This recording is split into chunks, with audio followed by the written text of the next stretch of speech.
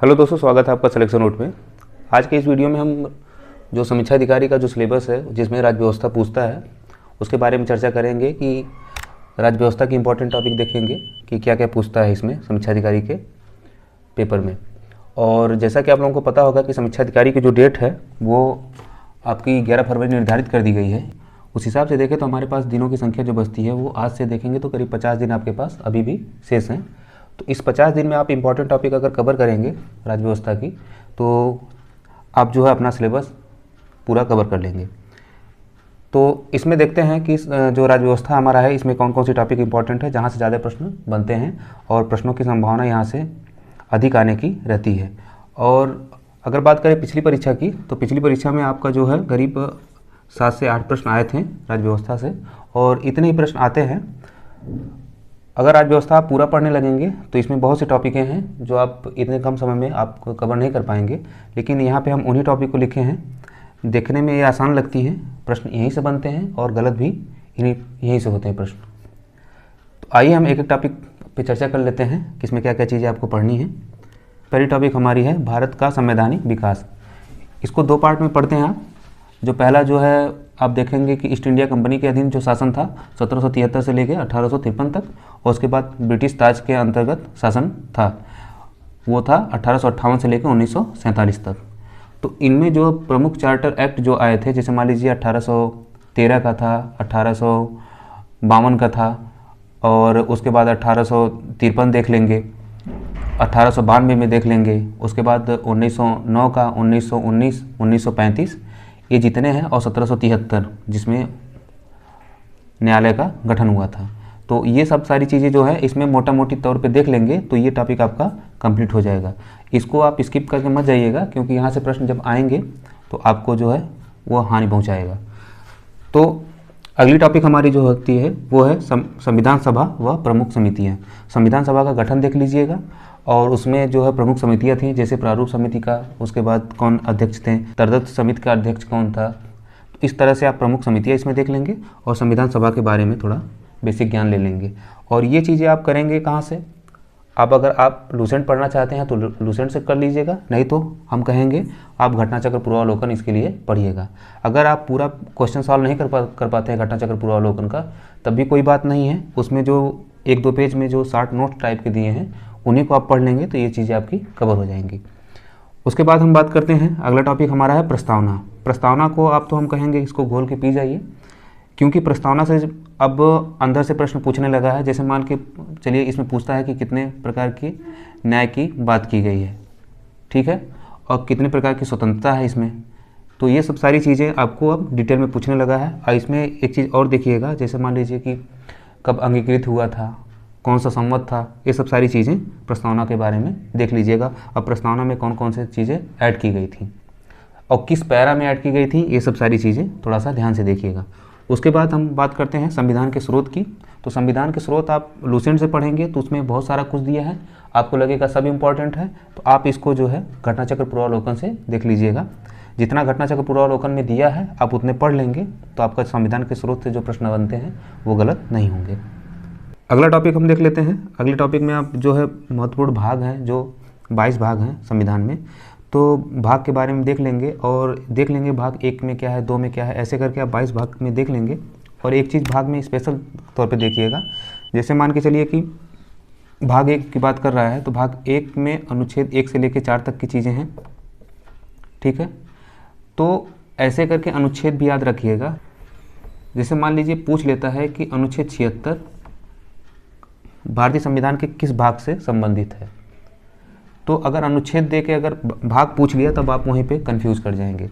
इसलिए जब भाग पढ़ेंगे तो उसके साथ साथ उसका अनुच्छेद भी पढ़ लेंगे कि भाग 4 में कौन से अनुच्छेद कहाँ से कहाँ तक है, 5 में कहाँ से कहाँ तक है, 6 में कहाँ से कहाँ तक के अनुच्छेद शामिल हैं, ये सब पढ़ लेंगे तो वैसे अगर क्वेश्चन बनते हैं तो आप क्वेश्चन गलत नहीं होगा। उसके बाद अनुसूचियाँ देख लीजिएगा।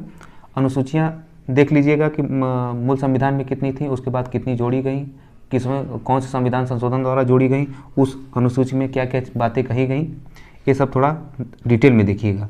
ये जो टॉपिक आपको दिख रहे होंगे ये तो टॉपिक आपको आसान लग रहे होंगे, लेकिन प्रश्न यहीं से बनते हैं और हम उलझे कहाँ रहते हैं, संसद में और राज्य विधायिका में।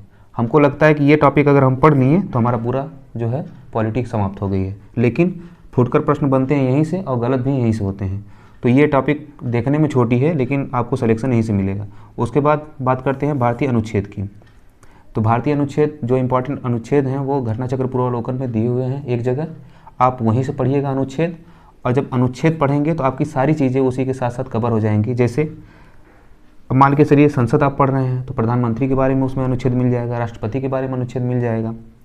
उसके बाद आपको उपराष्ट्रपति के बारे में अनुच्छेद वहीं पे मिल जाएगा। जब अनुच्छेद पढ़ेंगे तो ये सारी चीज़ें इनडायरेक्टली आप अनुच्छेद में देख रहे होंगे। अब ऐसे भी आप लोगों को थोड़ा बहुत ज्ञान होगा ही संसद के बारे में। राज्य विधायिका के बारे में भी उसी चीज़ में मिल जाएगा अनुच्छेद में, जब आप अनुच्छेद पढ़ेंगे।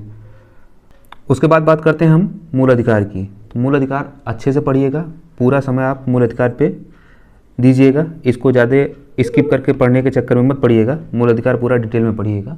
और एक चीज़ इसमें देख लीजिएगा कि कितने मूल अधिकार जो है केवल भारतीयों के लिए हैं और बाकी जो हैं विदेशियों के लिए हैं। ये चीज़ें आप विशेष तौर पे देखेंगे। उसके बाद राज्य के नीति निर्देशक तत्व तो देख लीजिएगा। आप एक काम करिएगा कि 1 से लेकर 50 तक अनुच्छेद आपको कम से कम पूरे जुबान पर होने चाहिए। उसके बाद जो मूल कर्तव्य में जो जितने मूल कर्तव्य हैं वो चीज़ें आपके जुबान पे रटी होनी चाहिए। अगर यहाँ से आप क्वेश्चन गलत करते हैं तो समझ लीजिए कि आप अपने पैर पे कुल्हाड़ी मार रहे हैं। और उसके बाद बात करते हैं हम स्थानीय स्वशासन की। स्थानीय स्वशासन की बात आप करेंगे तो देखेंगे भाग 9 में और भाग 9(1) में, 9 में और उसके बाद 9(a) में इसकी पूरे डिटेल में चर्चा की गई है। स्थानीय स्वशासन पढ़ते टाइम आप एक चीज़ याद रखिएगा, जैसे जो BR मेहता समिति थी, अशोक मेहता समिति थी, उसके बाद PK थोंगल समिति थी, इन समितियों का जो है क्रम पूछता है डेट वाइज, और इस समिति की क्या क्या विशेषताएं थी और इन्होंने क्या क्या अनुशंसाएं दी थी। ये चीज़ें आप जो है विशेष तौर पर ध्यान रखिएगा स्थानीय स्वशासन पढ़ते टाइम। उसके बाद जो हमारा अगला टॉपिक इंपॉर्टेंट है वो है केंद्र राज्य संबंध। इसके बारे में आप देख लीजिएगा क्योंकि यहाँ से डायरेक्टली अनुच्छेद दे के प्रश्न पूछते हैं। उसके बाद संसदीय समितियाँ, जैसे प्राक्कलन समिति हो गई, लोक लेखा समिति हो गई, इसमें कितने सदस्य शामिल होते हैं, किसमें केवल लोकसभा से होते हैं, किसमें राज्यसभा लोकसभा दोनों से होते हैं, ये सब सारी चीज़ें देखिएगा। कौन सी समिति सबसे बड़ी है, ये सब जब आप संसदीय समितियाँ पढ़ेंगे तो आप उसमें नोटिस करेंगे चीज़ें, और ये आप घटना चक्र पूर्वावलोकन से ही इसको कवर करिएगा। उसके बाद बात करते हैं हम संसद की। संसद में आपको पता है राष्ट्रपति, लोकसभा, राज्यसभा ये चीज़ें शामिल होती हैं, आप इसको देख लीजिएगा। उसके बाद उपराष्ट्रपति भी ऐसे ही कंप्लीट कर लीजिएगा। उसके बाद आप अगला टॉपिक देखेंगे तो उसमें सुप्रीम कोर्ट और हाई कोर्ट पे थोड़ा सा ध्यान दे दीजिएगा।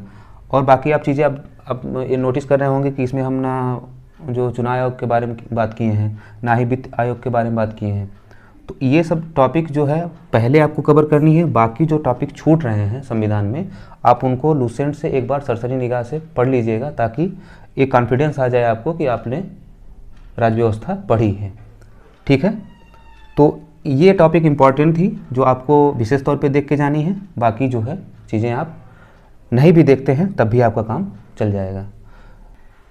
एक इम्पॉर्टेंट टॉपिक छूट रही थी, वो है आपका संविधान संशोधन। संविधान संशोधन में जैसे हाल ही फिलहाल में जो संविधान संशोधन हुए हैं, जैसे 100वां संविधान संशोधन से लेकर के आपको 106 संविधान संशोधन जो हुए हैं, आप उनको विशेष तौर पे देख लीजिएगा कि इनमें कौन कौन सी बातें कही गई हैं, क्योंकि ये जितने संविधान संशोधन है यहाँ से प्रश्न लगातार हर परीक्षाओं में बनते आ रहे हैं। तो इसमें भी पूरी उम्मीद है कि आपके जो है प्रश्न बनेंगे। और बाकी जो संशोधन हुए हैं, आप ये संविधान संशोधन वाली टॉपिक आप जो है घटना चक्र पूर्वावलोकन से देख लेंगे तो उसमें आपको जो पहले के इंपॉर्टेंट प्रश्न हैं वो आपकी चीज़ें यहाँ से कवर हो जाएंगी। तो आज की वीडियो में बस इतना ही। जो चीज़ें महत्वपूर्ण थी वो हम आपको इसमें करा दिए हैं। इतनी टॉपिक अगर आप कवर कर लेते हैं तो आपका जो है पॉलिटी से, तो पॉलिटी में जैसे 7 से 8 प्रश्न बनते हैं तो 5 प्रश्न आप बड़े आसानी से कर लेंगे अगर इतनी टॉपिक ईमानदारी से आप कवर करते हैं तो बस आज के वीडियो में बस इतना ही। मिलते हैं अपनी अगली वीडियो में, तब तक के लिए नमस्कार।